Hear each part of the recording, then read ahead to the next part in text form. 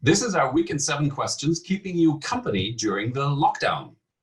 Welcome to our guest of the week, Daniel Schwammenthal.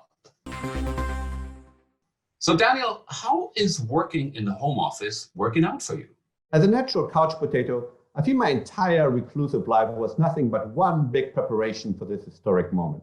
Let's face it, Roland, whether you and I stroke our chins in deep thoughts at home or in the office makes no big difference.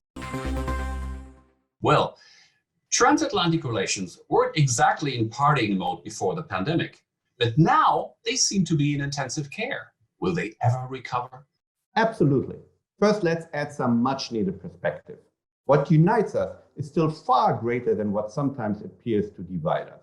And second, while the entire world has rediscovered the nation-state, the crisis ought to also intensify the alliance among Western democratic countries in order to deal with the threat stemming from authoritarian regimes. All right, Daniel. Now, could a fresh systemic rivalry with China become the aphrodisiac in the transatlantic marriage? Exactly. The lessons from Corona is not only about altered supply chains, but also about altered geopolitics. Transatlantic partners will have to work much closer together to confront the Chinese communist leadership and other anti-Western regimes. Erewhon seems to have been stopped in his tracks by the virus. How much mischief can we still expect from him in Europe and in the Mediterranean? The virus pretty much stopped everything in its track, not just Erdogan. But it is unlikely to change Erdogan's nature, nor Putin's or Khamenei's for that matter.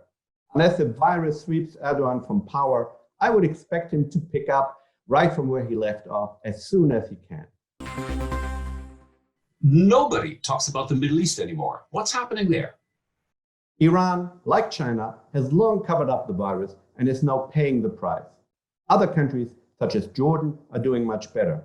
Israel was at the forefront in the West in taking aggressive measures, with so far relatively low infection and fatality rates. And the UN just praised Israel and the Palestinian Authority for their excellent cooperation in this crisis.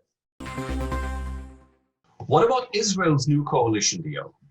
Can we trust the seasoned player Bibi Netanyahu to really share power with Benny Gantz, the newbie in politics? The deal is still not signed, but from what we do know, Gantz acts much more like a seasoned player than a newbie. He gained a disproportionate number of ministries, included ironclad provisions that he will rotate as prime minister, even if Netanyahu tried early elections. And by taking over the presidency of the Knesset, he has a lot of power to pressure Netanyahu. Any old Jewish wisdom you think could help Europe overcome the gloom? I have an old joke for you. The Almighty, fed up once more with humanity, announces a new flood in 7 days. Leaders around the world tell their peoples to prepare for the end with prayers, good deeds, and maybe some last-minute parting.